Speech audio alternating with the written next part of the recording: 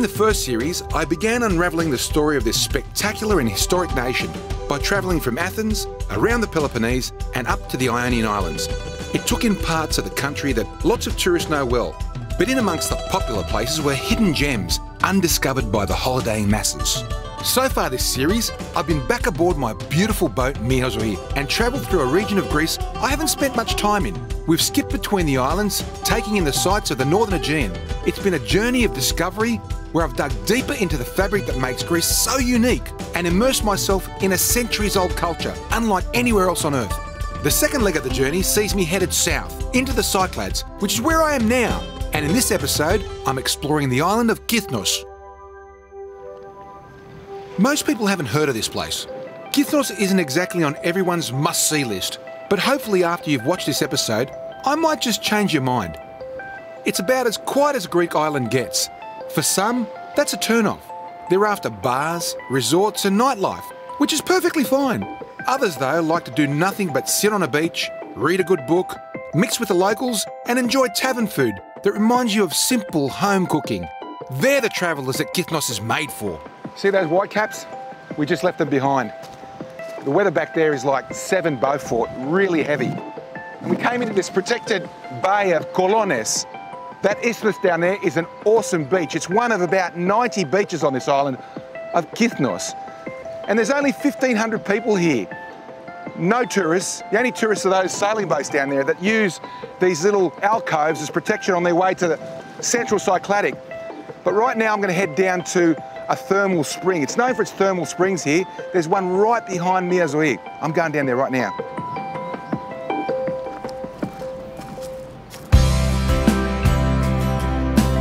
For years, experienced yacht captains have kept this little secret isthmus to themselves. And very rarely do you see people come down here from anywhere other than a boat. For most yachting flotillas travelling out of Athens, it's the first stopover. So at times you'll find this really fills up with boats.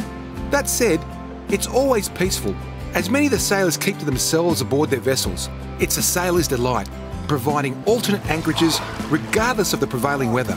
It's always a heavenly swim. So I was definitely in the good books with Helen.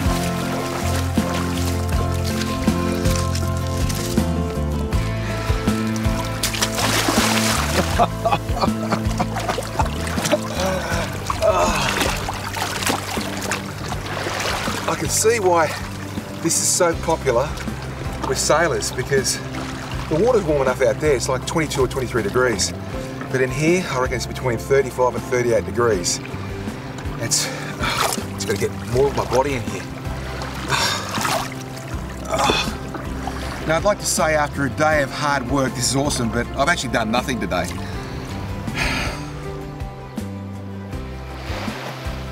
From here to Piraeus Marina in Athens, it's only about 100 kilometres as the crow flies. However, you couldn't find a place that's in greater contrast.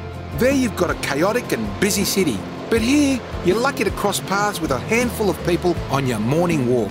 In fact, Κύθνος is a popular weekend haunt for Athenians year-round. It's this relative isolation that makes it such an attractive place to visit.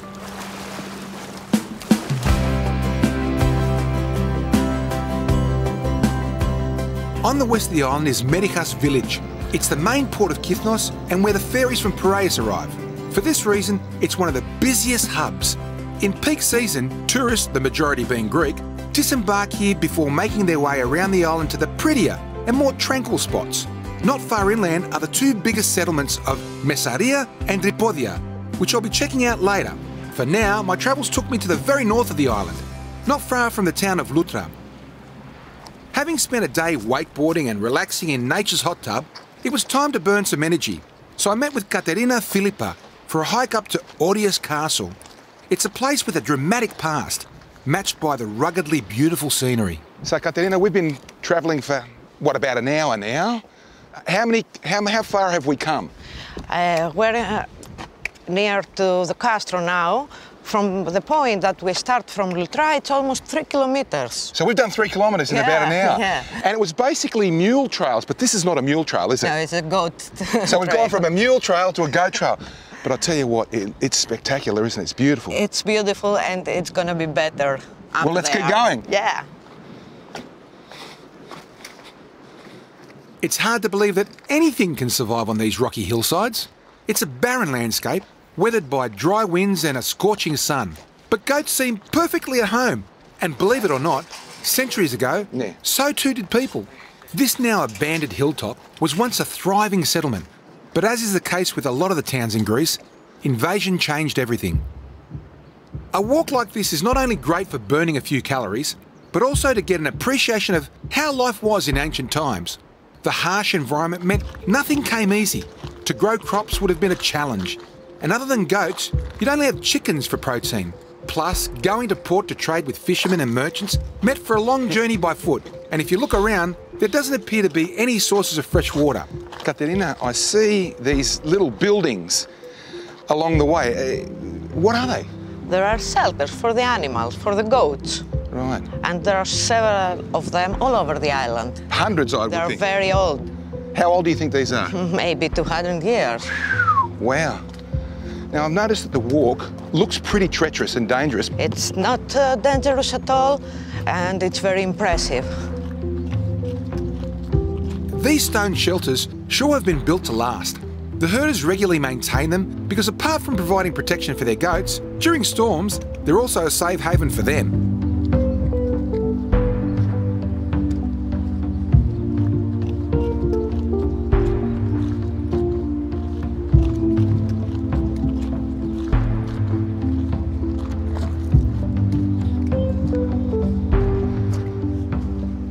The walk looks difficult, Katerina, but it's actually easy as you're talking and you're going. It's not a difficult walk, is it? No, it's not. Yeah.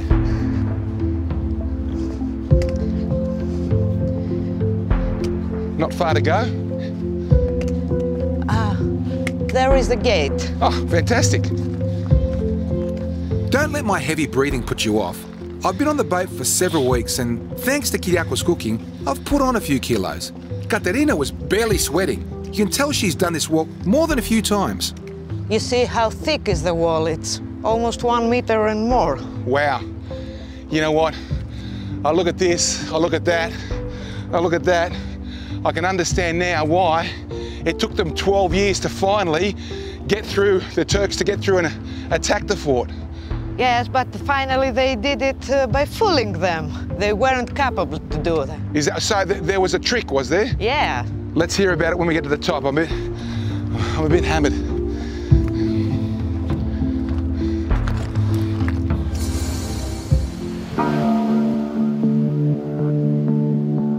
The terrain here is perfect for building a fort. On three sides you have coastal cliffs, making an attack from sea near impossible. To invade by land would mean you're forced to have to climb the rocky trail in single file. It's no wonder the Kythnians chose this location to settle. Wow. Look at this. It's 1 metre thick. Yeah, and more than 1 meter. They weren't tall people either, were they? No.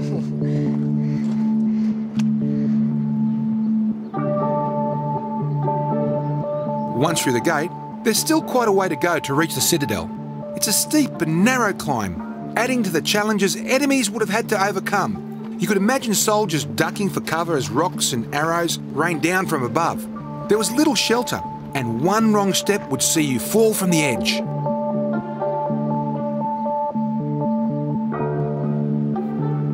The castle was built around 500 AD and inhabited for over 1,000 years. The Ottomans spent 12 years laying siege to it, but couldn't breach the walls. Legend has it that it was only through trickery that they managed to get in. The story goes that they dressed a soldier as a pregnant woman who was seeking refuge. They opened the gate to allow her in, only to have Turkish soldiers follow close behind. The princess of the castle was the one who gave the order for the gate to be opened. Upon seeing the carnage and destruction that followed, her fatal error, she took her own life by leaping from the cliff. It's a harrowing tale that may have been embellished a little over the years. Since they opened the gate, all the Turks get inside and kill them. Wow, wow. And the blood was so much that the sea was full of blood until Kea. Till the island of Kea. Yeah. And I understand that the princess, she then realised the mistake she made. Yes, and suicide. She jumped off the cliff. Yeah. Amazing.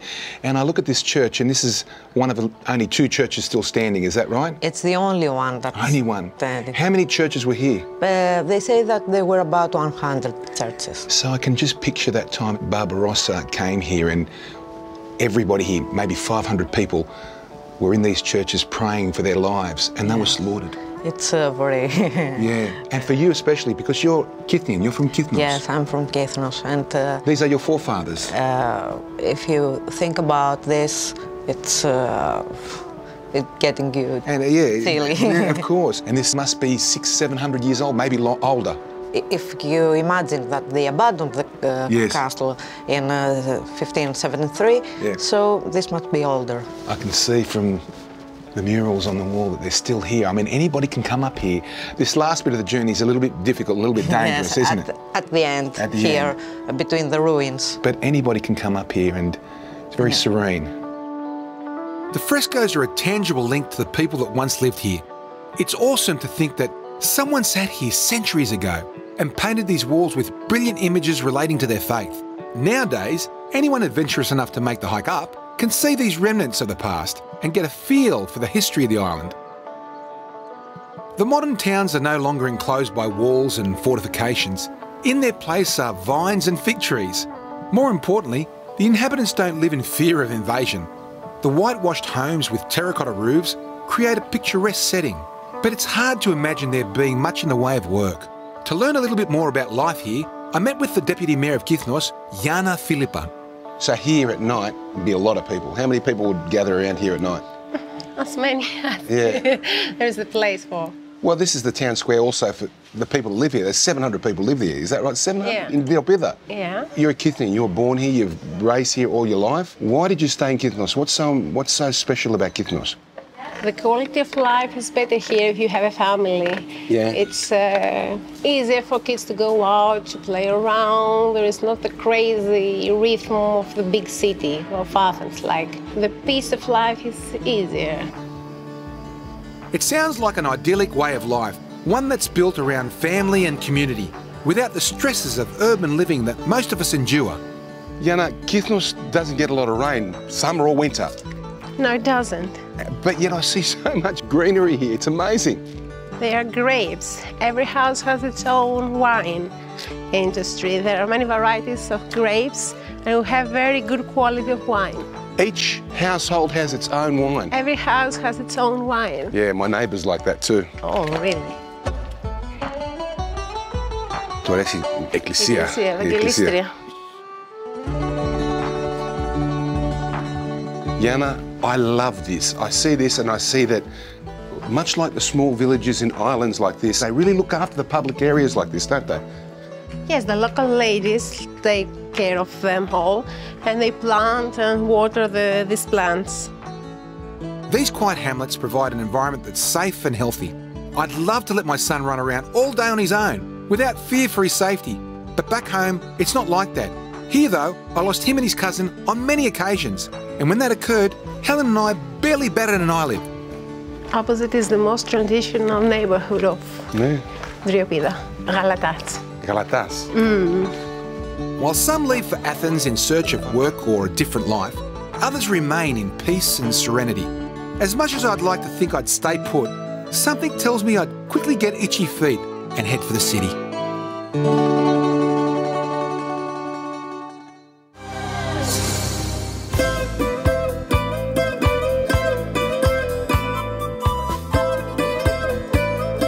No matter where I am in Greece, there's one thing I can always find, and that's the best local delicacies.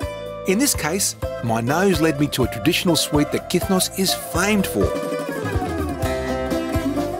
Pasteli is a sweet that is given out at weddings. Είναι το πιο παραδοσιακό γλυκό της Κύθνου. It is the provincial dish, the most provincial dish of Κύθνου. And she's actually preparing this pasteli for a wedding that's occurring tomorrow. Εσύ κάνεις το καλύτερο παστέλι στη Κύθνο, μου λένε. Ποιος το είπε? Πολλοί μου το έχουν πει. Α, το έχουν πει. Πολλοί μου το έχουν πει. Του το είπανε. Όταν αγαπάς κάτι που φτιάχνεις, το κάνεις με επιτυχία. Βεβαίως. I love that. I love that. Έτσι. I love that. Να μην το Να μην το βαριέσαι, να μην το τεμπελιάζεις. Ναι, Να μην λες, όχ, τώρα τι το ήθελα. Και αυτό λέω. Τέλος. Ναι. Δεν το πετυχαίνεις. Ναι. She's not going to let me talk at all. When you love something a lot, there's no work in it. It's always going to be fantastic, you know? Ό,τι κάνεις whatever you do. το κάνεις με αγάπη, το κάνεις επιτυχία. Whatever you do with love, it's going to be fantastic. Hey. In pastelli, there's basically two main ingredients, sesame seeds and honey. Irene includes one special addition, ouzo, and lots of it. The sesame goes in, and I'm holding the dish down because she's stirring it, and it's going to become a solid mass. Κράτα καλά, Παναγιώτη. Κρατάω καλά, ρε. Δεν πρέπει να κουνιέται η κατσαρόλα. Συγγνώμη. She's not letting... Προς τα κάτω επίσης. Προς τα κάτω. I'm holding it down. She's telling me to hold it down. This thing's about to burn my hands, but... I thought my wife was hard on me, man. Ναι. Λοιπόν, ρίχνουμε πάλι ούζο από πάνω. More ouzo on top. More ouzo on top. Now we're going to roll the pastelli. I've got a real workout on that, you know. Έτσι γίνονται, Παναγιώτη. Κοίτα ρε πράγμα που έγινε, you know. Έτσι γίνονται αυτά όλα. Ναι. Λοιπόν, παίρνουμε αυτά τώρα. Oh, the tool. Look at that. Wow. So she's just getting the length right. That's it. Good.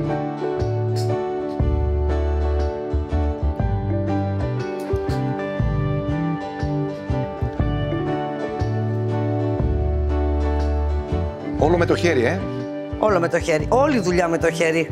Everything's done by hand. Nothing by machine here. Ειρήνη, σ' αρέσει Κύθνο? Πολύ. Τι είναι Κύθνο, γιατί σ' αρέσει Κύθνο? Ζεις ελεύθερα. It's Είσαι ελεύθερος. Αισθάνεσαι πιο ελεύθερος άνθρωπος. Ναι, yeah. Χωρίς φόβους, χωρίς You're not scared. δυσκολίες. No problems. Χωρίς, έτσι. Not in the concrete jungle with the fumes and the flames and the pain of the city. Hey, I'm coming to Κύθνο. Κύθνος. I'm coming to Κύθνο. You know, it sounds fantastic here. Today I learnt two things, how to make pastelli and what life is like for a Kythniot. And I sure like both of them. And now, after all that hard work, I'm going to actually try it. It's normally a little harder, this. Fantastic. Πολύ ωραίο. Ευχαριστώ, Mum. Thank you, darling. She's a gem. She's a gem. See ya. Thank you, see. Okay. Όχι. Σ' αρέσει? Ωραίο, πάρα πολύ ωραίο. In life, you never stop learning. It's just a shame that many of the more important lessons come in your later years. If there's one thing I take away from being here, it's that there's so much truth to the saying, the simple things in life are often the best. There's nothing complicated about finding joy in cooking or eating delicious food. It doesn't take wealth or years of toil to see the beauty in nature. And greatest of all, it's not hard to appreciate family, friends and community. For many of us, all of these things are there, right in front of our eyes. But we find ourselves caught up in the Western world's culture of consumption, seeking joy from objects and assets that come at a high cost, rather than experiences that are largely free. I'm not immune to this, but as I get older and wiser, I'm seeing the light. Many people say that you've seen one Greek island, you've seen them all. Well, it's not the case. Each island has its little idiosyncrasies that separate it from the others.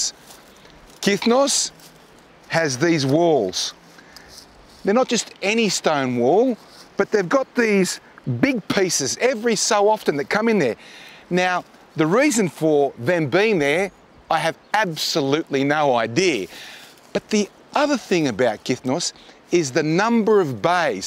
There's all these alcoves right around the island. They've been chiseled out by the geography of time. And they've created 92 spectacular beaches. Many that aren't accessible only by boat, but many that are still accessible by road. You've got to come here and have a look at them. They're absolutely magnificent.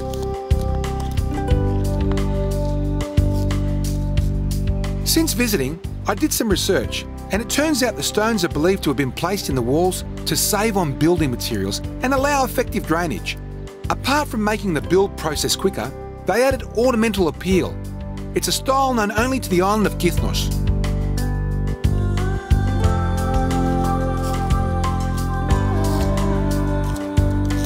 These little points of interest are there to be revealed around every corner on the islands. You just have to be observant and you'll see all sorts of treasures emerging from the hillside and farmland.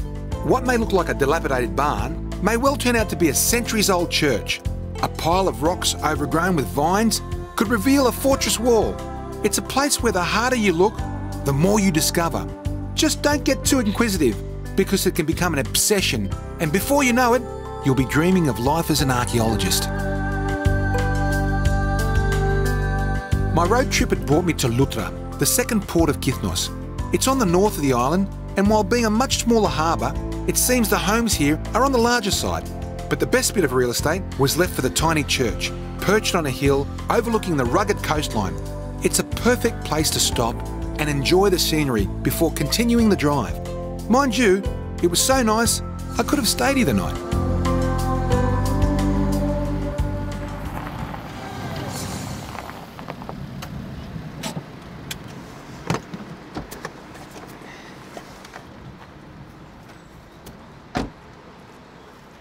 Κύθνος has 100 kilometres of coastline. That's a beach for every single kilometre. There is no better way of seeing it than leaving Dipodia and then coming across here and starting your beach crawl at Lefkis and then just head south along the southwest coast. There's beach after beach after beach. It's absolutely awesome. I've got my swimmers on too.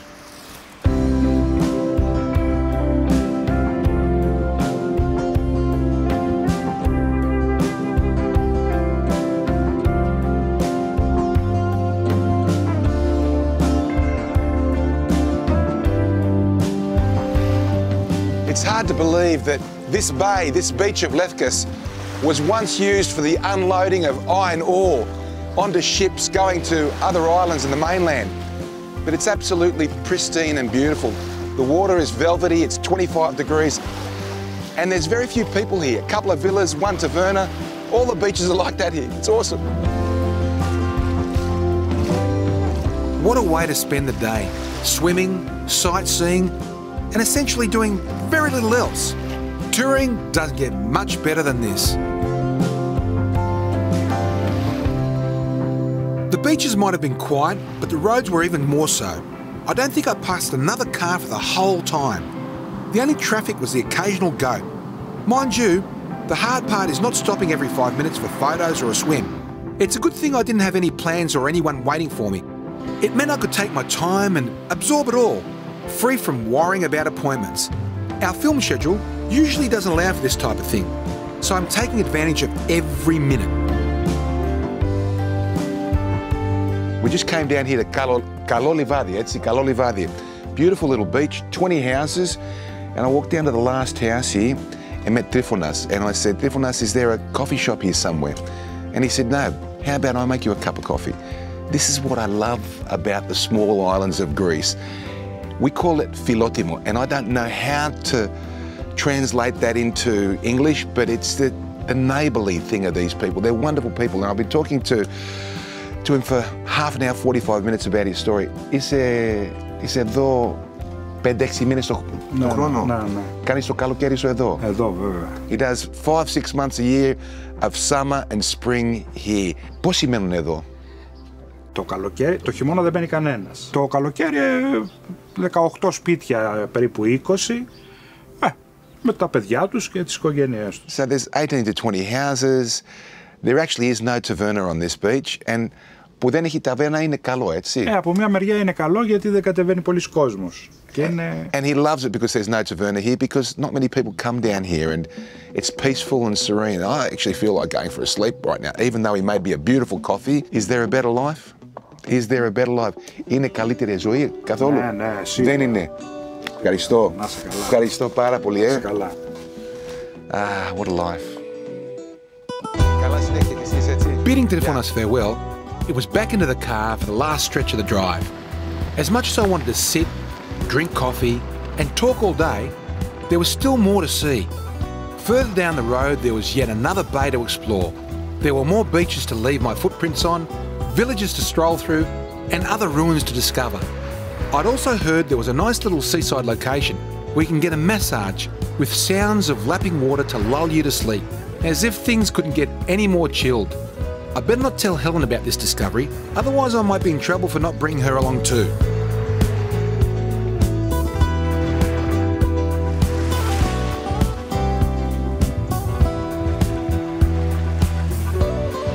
It's been hard work travelling through all these beaches, doing the beach hopping, and I just had to stop and get a massage because it was available. If I have more time, I'll come back and do yoga, but we've got to see more beaches and I need to eat. I'll tell you what, the food in that taverna over there smells good, and the water over there looks even better. So after this massage, go for a swim and then eat. Anyway, for the moment, I'm just going to relax.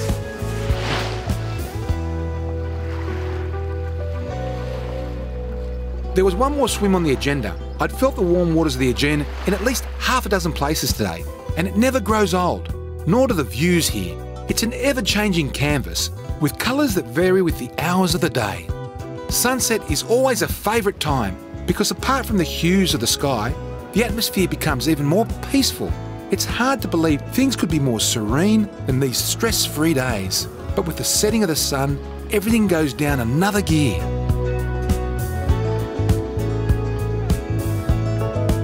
This really is the cliched old world Mediterranean island you read about in travel guides from the 1950s. You know, the places with sleepy fishing villages where everyone knows each other and you're the only English-speaking tourist in town. It's an island you can quickly fall in love with. The way of life is carefree, or so it seems on the surface. No doubt the locals have their stresses and worries. After all, no life is without its ups and downs. But I like to think their concerns aren't the trivial things we in the city get caught up with on a daily basis. Or maybe I'm just being a bit naive.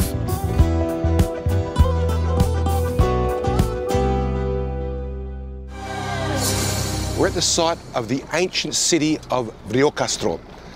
These hills were once a thriving town that was around 10th century BC right through to, I think, 7th century AD. We're going to meet an archaeologist, Alexandros Mazarakis, who did the dig here. He's coming out specifically to talk to us.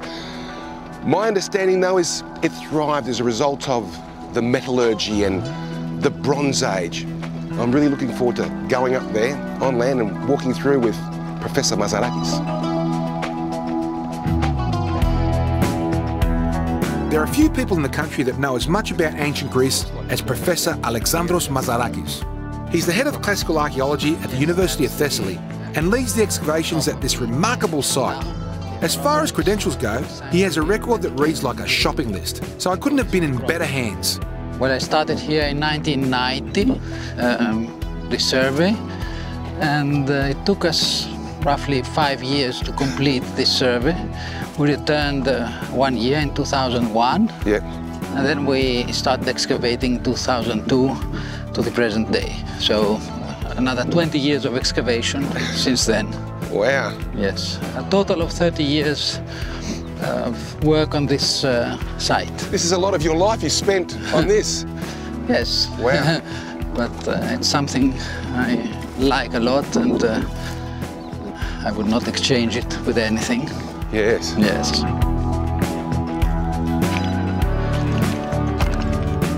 So, this is where we've been digging for the past 20 years in this specific area the last years, but this is a big plateau with sanctuaries and cult buildings, and it's the public, let's say, area of the ancient town.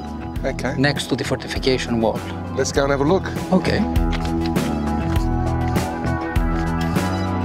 Professor Mazarakis has given much of his life to exhuming the past of Greece. The discoveries that he and others like him have made over the last 30 years have rewritten history, and as more ruins and relics are found, the story keeps evolving. In another half a century from now, who knows what might have been unearthed? What's the special thing about this town? The special thing about this town is that it is one of the best preserved ancient towns of the Aegean. Yes. Because nothing disturbed this place after its abandonment in the 7th century. We have the luck to be able to investigate a series of public sanctuaries and to understand all these public, let's say, activity taking place in an ancient town from its beginning, from its birth to its abandonment. Excellent. So, Professor, tell me, this is a massive city, a huge town, a port, a military port as well. What was it that they had? Was it the mines here that was their major trade? Κύθνος was not renowned in antiquity. We don't hear much about Κύθνος. It was not a very rich town, at least if we read the sources. The excavations have shown something different. Also, we know from Herodotus, the ancient historian, that the Kythnians were among the few islanders who participated in the naval battle of Salamis against the Persians in 480. Yes. So this means that the town was quite confident of its power in the beginning of the 5th century. It always amazes me how much they can learn about the ancient world from what seems like rubble and a few scattered writings in history. It takes painstaking research and years of toil to piece together the story of sites like this. But once the picture becomes clear, the hard work all becomes worthwhile. So, Professor, where are we now? Well, this is the sanctuary of Apollo and Artemis, as we believe, excavated between 2002 and 2006, the temple and the 2 altars of the 2 divinities. So this is a very intriguing sanctuary for 2 reasons. First, from the conditions of the discovery, and second, due to the finds made during the excavation. The conditions of the discovery were that during the last year of survey in 2001, we fell upon some precious jewels which were scattered all over on the ceiling of this modern animal pen. Right. The owner of the field had taken earth from nearby to spread over and repair the ceiling of the animal pen.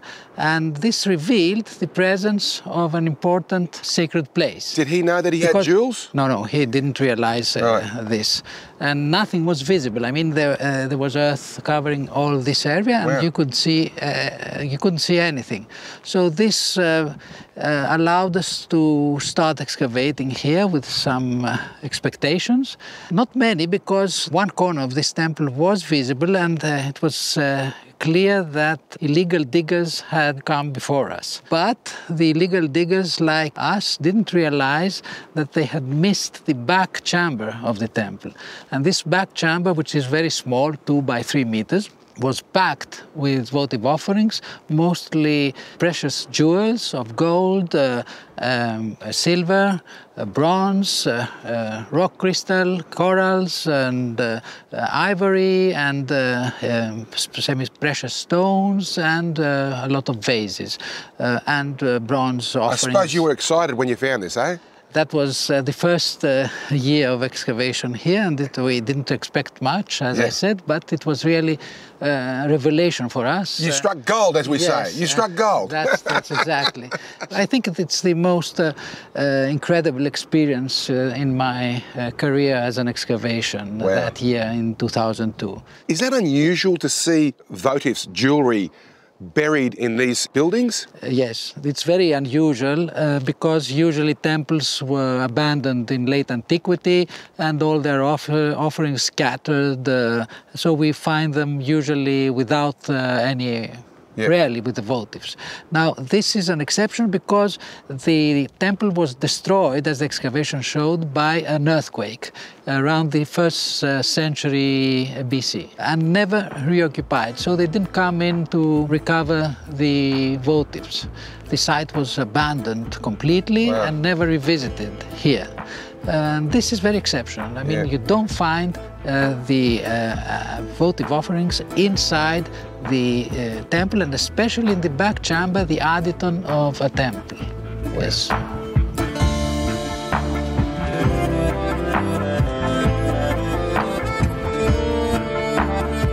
Exciting discoveries like this are what motivates people like Professor Mazarakis. You never know what you might find on a dig, from pottery and tools to coins and jewellery. It's like being a treasure hunter. Only your reward isn't fortune, it's the rewriting of history. couldn't believe my luck when the professor asked me if I wanted to see the treasure trove that was discovered in 2002 on the site in Vriokastro. They keep it locked up in a secure site on the island, and we were the first people to film this priceless collection. One day, it will likely end up on display in a museum. For now, though, it's being studied, and slowly secrets are revealing themselves. Looks like some exceptional pieces here. That one looks like it's come from Disneyland. Can I grab it? Yes. This one here, what is it? It looks like Mickey Mouse. Well, this is, it belongs to some kind of pendant, perhaps. It is of glass based, and that's why it's colored. And this is unique because it looks like a bear, a small bear, but it's very... But it almost looks like a caricature of a bear. So these guys, they might just replicating animals, they were making fun of them a bit as well. These look like Phoenician. This could be Phoenician. Okay. I better put that back. But we have finds like these, which are carnelian beads, dozens of them, which come from Crete, Minoan Crete. So they are already 1,000 years old when they were dedicated in this sanctuary. So they are heirlooms. Wow.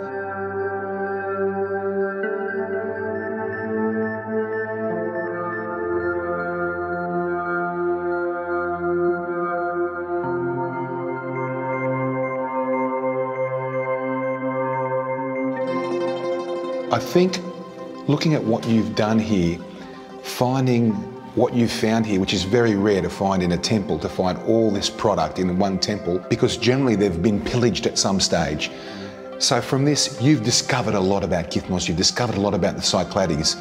It's amazing. It must have been a great experience the last 20 years for you. Yes, it was a great experience. It continues to be a great experience, despite the fact that, let's say, most of these finds that we are simply looking at today were found in one excavation season in 2002.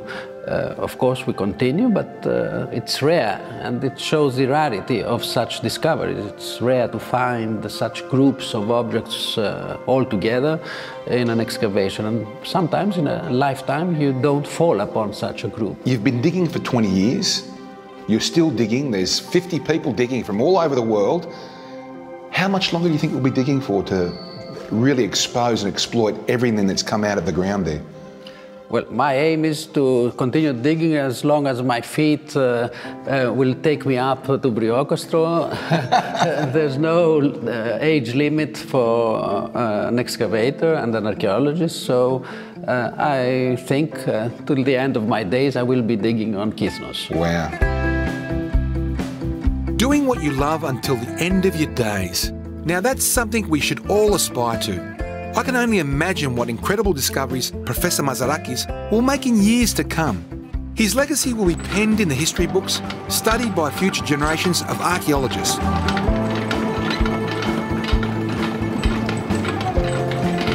So we're leaving Κύθνος. I'm a bit sad because it's been a special island. It's so close to the mainland, it's easy to get to. Most people that come here come to Kolones, the beach, and then they go. It's all these sailors. But they don't see the rest of the island. It's like they're window shopping and they don't enter the shop. You come here, you got to enter the shop. The people are fantastic. They'll give you the shirt off their back. They're awesome. It's not for everybody though. It's for people that like a quiet island. Hard to communicate here because they don't speak much English. But where there's no communication, there's the generosity, the friendship, the philotimo. You gotta come to Κύθνος. It's absolutely magnificent. Anyway, we're going.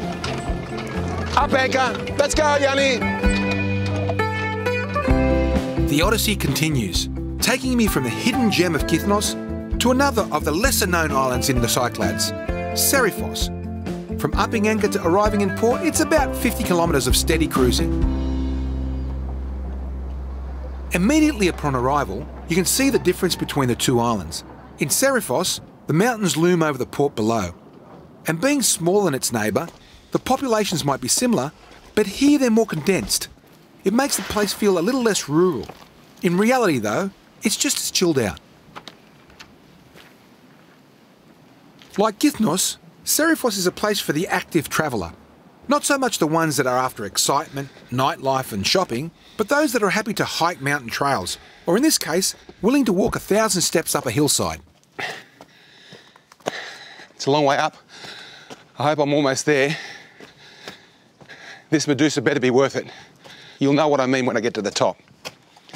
Climb up the steps from the port to the top of this mountain at Serifos.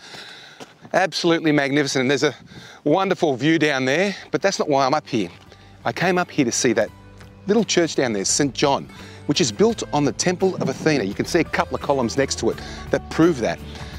And in popular mythology, apparently, Perseus came to this island with his beautiful mother, Danae, and the king of Serifos fell in love with his mother. He wanted to marry her. Perseus said he didn't want the king of Serifos for his mother. King of Serifos then said to Perseus, if you can find Medusa and bring her here, cut her head off, then I won't marry her. Guess what he did? He got on Pegasus, went out there, found her, cut her head off, didn't get stoned up like he was supposed to, and the marriage never happened. Anyway, we know that's mythology. Could be true, who knows? But what a view! It's worth the view at least, anyway. And the walk. I'm hammered. Gotta walk down now. Ciao. In the next episode of My Greek Odyssey, I'll be taking you on a journey across Serifos and experiencing everything this little island has to offer. While it might not have the resorts and bars of its more famous neighbours to the south and east, it's a place where you can make your own adventure and enjoy a taste of Greek culture, only found in these off-the-beaten-path destinations. We'll eat like a local, learn about the island's ancient past, and explore every inch of the place, from the hilltops and bays to the seafloor and even underground. The beauty of an island like this is that it's easy to fully immerse yourself in all that it has to offer. Plus, everything is easy to access. There's no traffic or crowds, and best of all, there's no rush to get things done. Can't see Medusa's head.